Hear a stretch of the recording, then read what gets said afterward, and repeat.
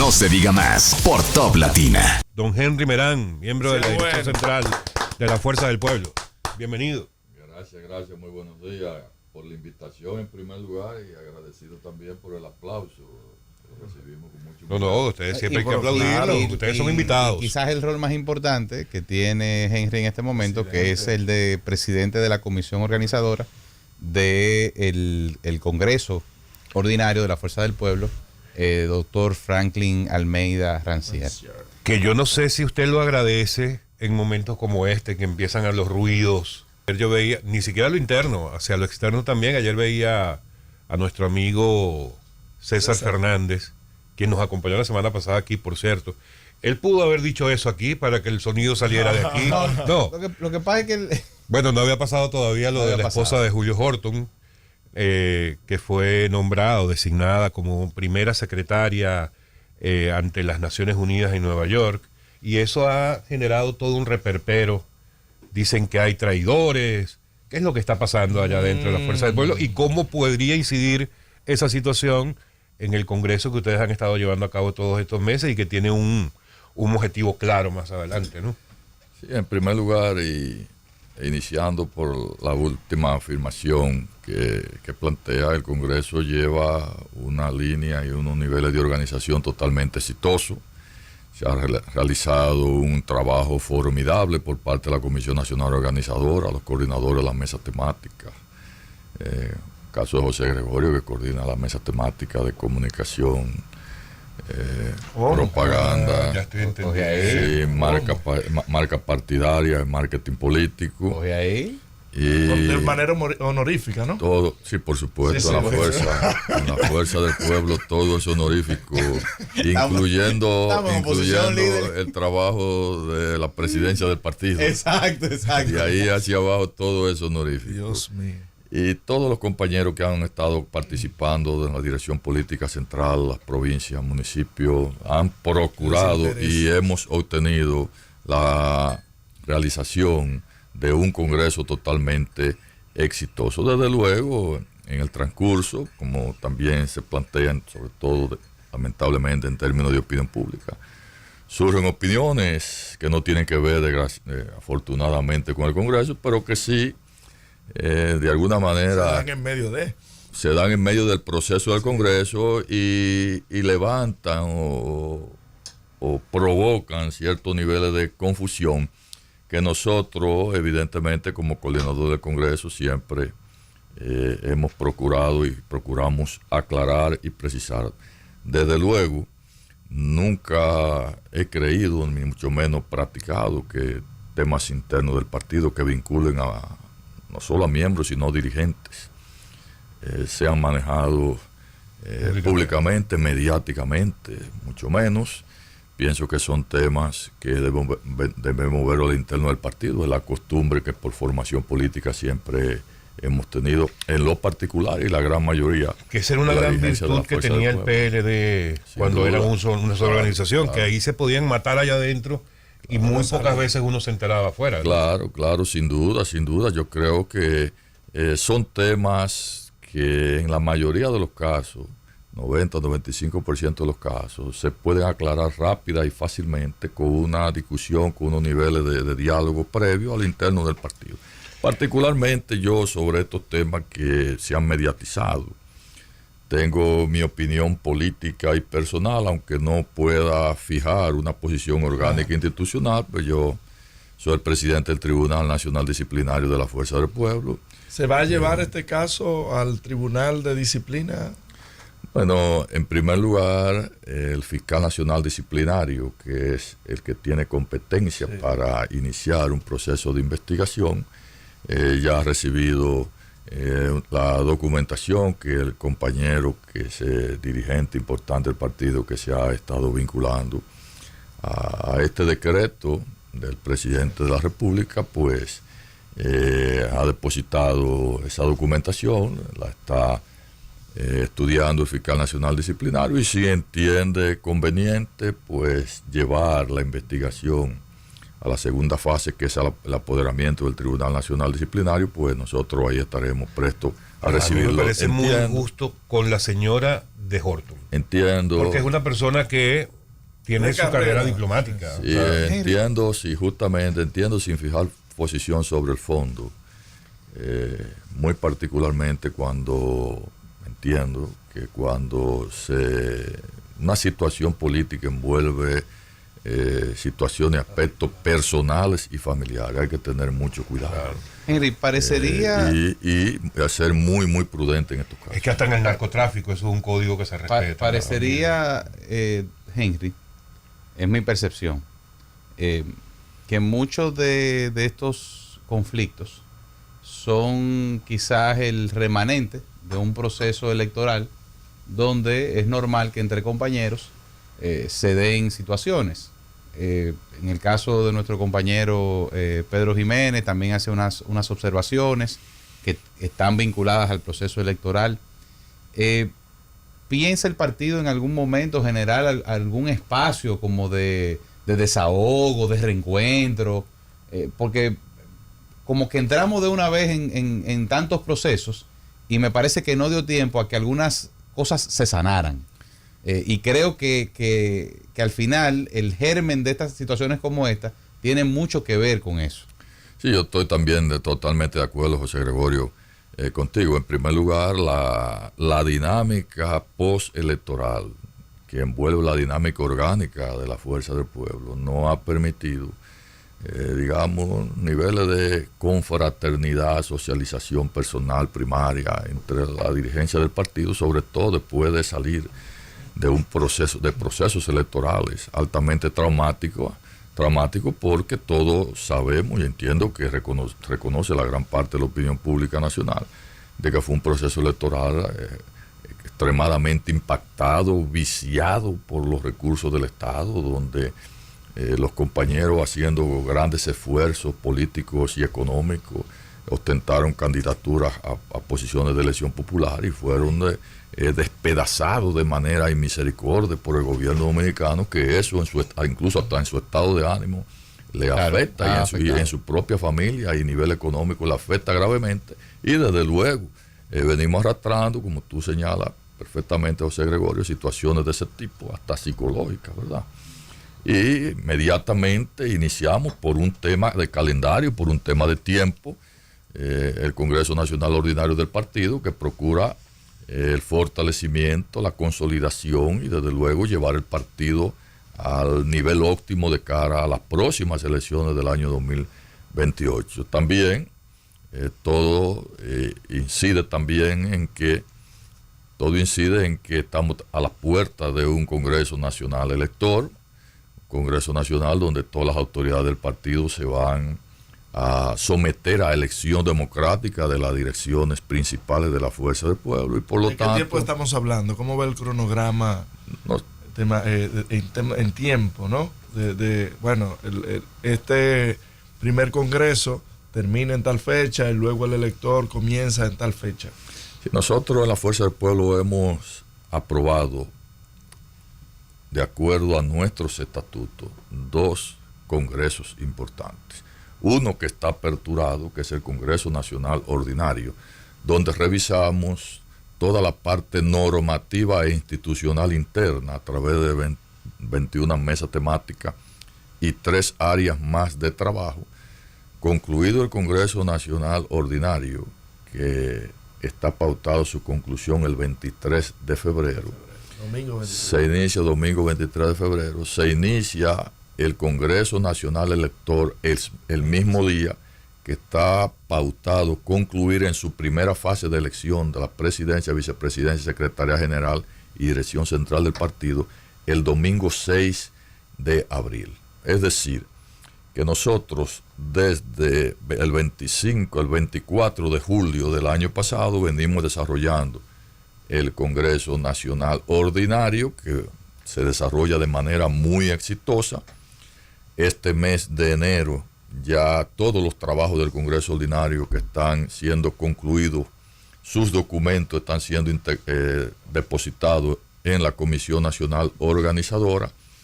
Del 13 de febrero al 18 de febrero, la Comisión Nacional Organizadora convocará la plenaria virtual de votación donde todos los dirigentes del partido van a participar democráticamente votando los resultados, los documentos que ha parido, que ha emanado el Congreso Nacional Ordinario. Posteriormente a la aprobación de esos documentos en una plenaria de votación, entonces, como señalaba, el 23 de febrero, la Comisión Nacional Organizadora va a convocar una plenaria final de cierre presencial en principio en el pabellón de voleibol del Centro Olímpico Juan Pablo Duarte, y ahí presentaremos los resultados del Congreso Nacional Ordinario, presentaremos todos los documentos, evidentemente los nuevos estatutos, los estatutos reformados de la Fuerza del Pueblo, e iniciaremos ese mismo día el Congreso Nacional Electoral. Henry, rumores allá en Madrid de que este es el último Fitur de David Collado como ministro de Turismo, porque en febrero estaría renunciando para dedicarse 100% a su precandidatura. ¿Cómo tomaría esto la Fuerza del Pueblo? ¿Eso incidiría en una mayor velocidad en los planes de ustedes? ¿Tienen ya el candidato? Padre, hijo. La decisión que tome un aspirante potencial a la presidencia de la República de otro partido, la Fuerza del Pueblo no tiene ninguna incidencia, ni afectaría nuestros planes de trabajo y mucho menos nuestros planes electorales. La Fuerza del Pueblo tiene clara su visión, tiene claros sus objetivos, que es llegar a la presidencia de la República en el año 2028, con una figura ya consumada, una figura enraizada en la conciencia nacional, que es el presidente Leonel Fernández. Y de no ser así, el propio presidente Leonel Fernández decidiría de manera inevitable sobre la candidatura presidencial. Y también la Fuerza del Pueblo tiene plan B, plan C, hasta plan D. Y lo que significa que tiene garantizada, como partido político, tiene garantizado el éxito en el año 2028. Mi estimado amigo David Collado, que construimos una amistad sincera en el Congreso de la República, donde estuvimos unos años, yo entiendo que si toma esa decisión, sería una decisión correcta para su futuro político y su proyecto presidencial, porque no hay forma de un funcionario público llegar a la presidencia de la República vinculado a su propio gobierno. Solamente eso es posible si la candidatura la ostenta el propio presidente de la República. No hay forma de tú dedicarte a la actividad política proselitista, más aún una candidatura presidencial ocupando un cargo ministerial.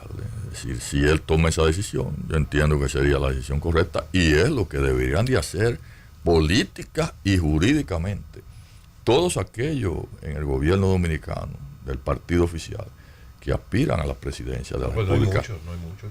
Sí, hay unos cuantos, digamos que no hay muchos que tengan posibilidades, pero de aspiraciones. De deseo hay más de una decena. Cada dominicano. Hay más de una decena y todos son funcionarios públicos. Desde luego. El último número que escuché fue 23, pero no sé si son también especulaciones. Sí, cuando viene a ver son más, porque siempre hay algunos que no lo manifiestan, pero en las entrañas lo sienten. Pero Sin mejor embargo, tener 23 que aspiran o tener uno solo, como el caso de la Fuerza del Pueblo. Yo creo que es más democrático tener los 23.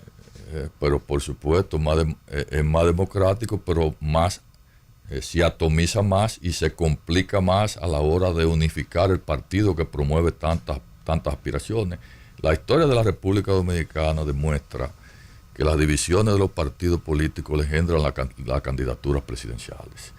Y en el caso del PRM tiene un desafío que probablemente le sea insalvable de cara a su unidad interna. Son muchas aspiraciones, son muchos perfiles, son equipos de trabajo en su gran mayoría disímiles, muy distantes en términos de concepción partidaria y sobre todo de método de trabajo.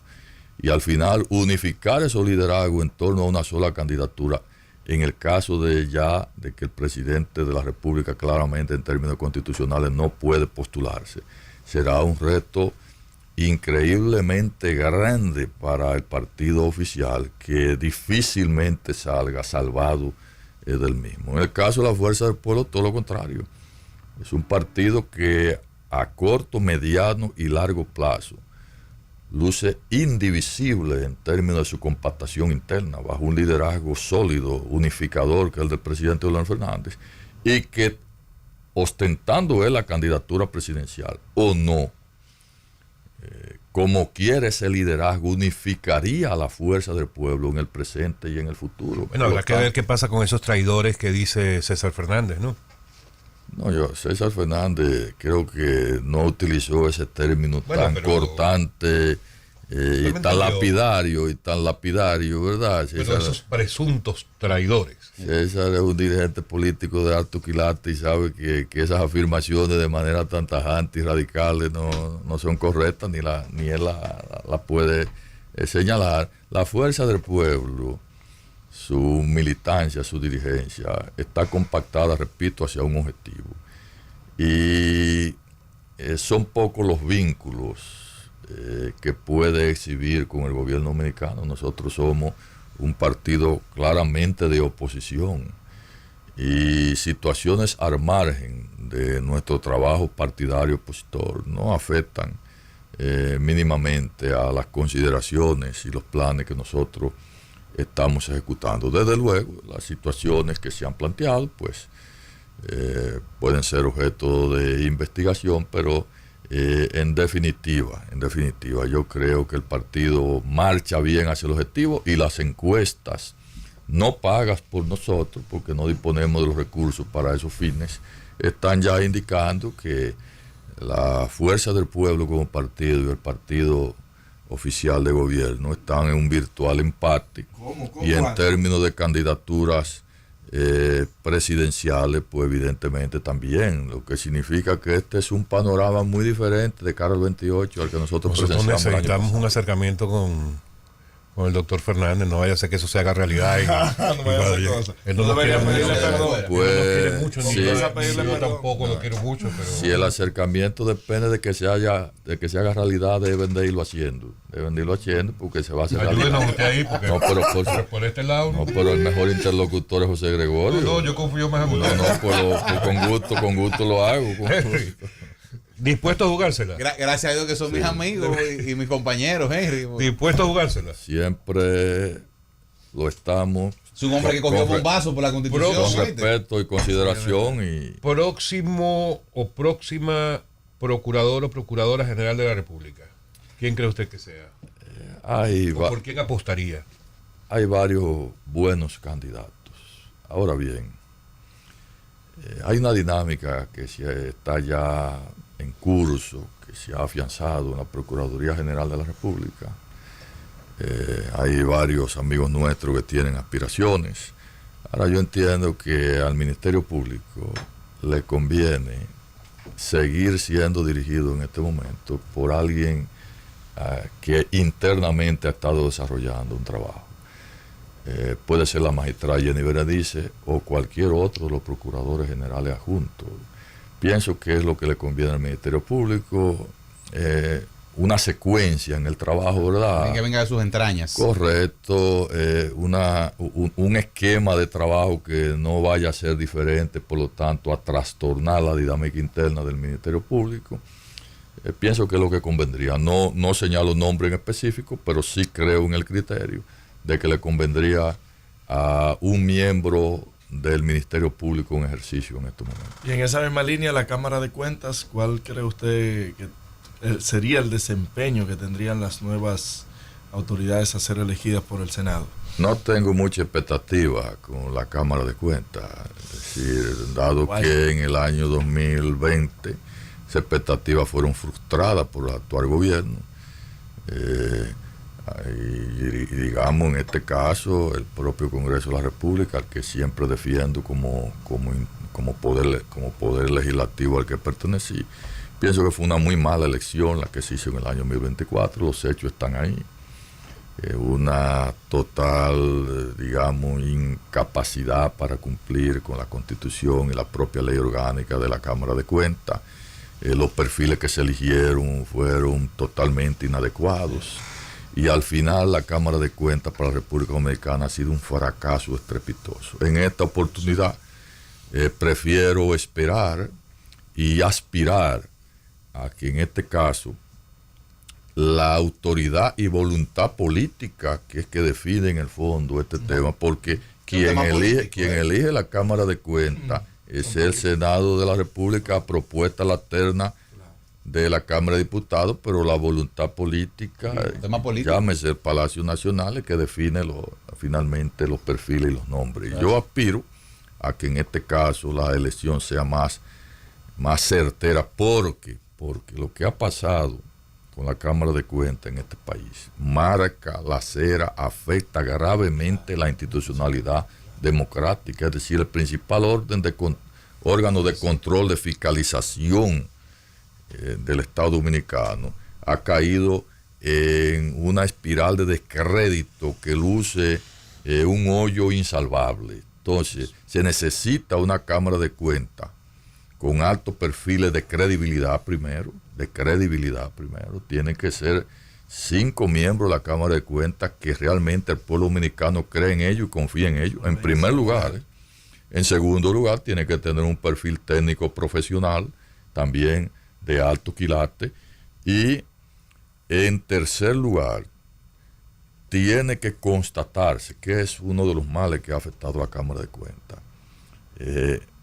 El Congreso de la República y sobre todo el poder político tiene que elegir 5 ciudadanos que entre ellos hay una cierta afinidad, hasta de amistad y de convergencia, porque lo que ha ocurrido en la Cámara de Cuentas es que al elegirlo, pero claro, que al elegir los 5, ya el pasan día... más tiempo peleando adentro que resolviendo lo que tienen que resolver. Pero por supuesto, José Gregorio, la Cámara de Cuentas ha estado encharcada miserablemente, porque sus miembros se han dedicado a rebatillas personales internas. Entonces yo diría que uno de los aspectos a valorar en este caso, incluso que no es un aspecto legal y mucho menos constitucional, pero sí debe ser un aspecto de relaciones primarias. Claro. Es decir, no podemos volver a elegir a 5 individuos, a 5 ciudadanos que antes de juramentarse ya son enemigos. Así es. Henry, tenemos que irnos, pero no puedo dejar de preguntarle, por favor, muy rápidamente, tu opinión en cuanto a la decisión del Constitucional con las candidaturas independientes. En primer lugar, entiendo que fue una decisión totalmente imprudente, jurídica y políticamente. Si bien es cierto que la ley orgánica del procedimiento del Tribunal Constitucional y Procedimiento Constitucional define someramente la posibilidad de que el Tribunal Constitucional en sus sentencias paute una serie de criterios. La ley no pauta que el tribunal pueda legislar. Creo que ahí hay una confusión, como lo hizo. Pero sí pauta unos criterios, unas líneas donde puede sí recomendar e interpretar, y las interpretaciones se hacen, digamos, literalmente en blanco y negro, las leyes. Ahora, lo que ha ocurrido con esta sentencia es, en el fondo, que el Tribunal Constitucional ha legislado y ha ordenado y ha creado un método de presentación de candidatura totalmente divorciado a la Constitución y a la propia ley electoral dominicana. Por lo tanto, entiendo, repito, que fue una sentencia imprudente en una muy mala coyuntura, y imprudente jurídica y políticamente, porque en el fondo, recordemos, el Tribunal Constitucional es un ente jurisdiccional, pero con un alto contenido político, porque sus decisiones, en un 50 o 60%, son decisiones políticas como la que tomó. Entonces siempre hay que recordar la sapiencia que en esos aspectos de delicadeza política empleaba el doctor Milton Ray Guevara. Si ustedes analizan la sentencia del Tribunal Constitucional en manos y dirigido por el doctor Milton Ray Guevara, se dan cuenta que había mucha prudencia, había mucho tacto, incluso muchas consultas previas cuando el tema incidía políticamente de manera importante, porque usted no puede sentarse en un escritorio a redefinir un panorama, sobre todo electoral, de presentación de candidaturas de manera directa en un cuarto frío, como decimos en buen dominicano, porque eso tiene un impacto electoral en el sistema de partidos importante. En el caso particular del Tribunal Constitucional, que sus decisiones son irrevocables, o sea, no hay ningún otro estamento jurídico, judicial, que pueda revisar las sentencias del tribunal. Por supuesto, y es justamente esa amplia atribución e importantísima atribución que tiene que llamar un tribunal de esta categoría a la prudencia. Claro. Es decir, si tus decisiones son irrevocables y son oponibles a los poderes públicos, a todos, esa propia atribución tiene que hacerte un llamado de advertencia a la hora de tú definir. Porque, en el fondo, ¿qué ha ocurrido con esta sentencia? Bueno, que ha desatado una confusión generalizada en el sistema de partidos, hasta el punto que ha entrampado la propia Junta Central Electoral, la decisión, ha entrampado la Junta Central Electoral. Porque la Junta no sabe cómo la va a aplicar. Pero por supuesto, y ha entrampado a los propios partidos políticos. Afortunadamente, los partidos políticos ya tenemos una propuesta de modificación a la ley que evidentemente está consensuada entre todos los partidos, comenzando con el Partido Revolucionario Moderno, y entendemos que esta propuesta podría ser presentada perfectamente por la Junta Central Electoral al Congreso de la República en sus atribuciones constitucionales de iniciativa legislativa, y buscarle la vuelta de alguna manera a este desastre que en términos de actividad política del día a día ha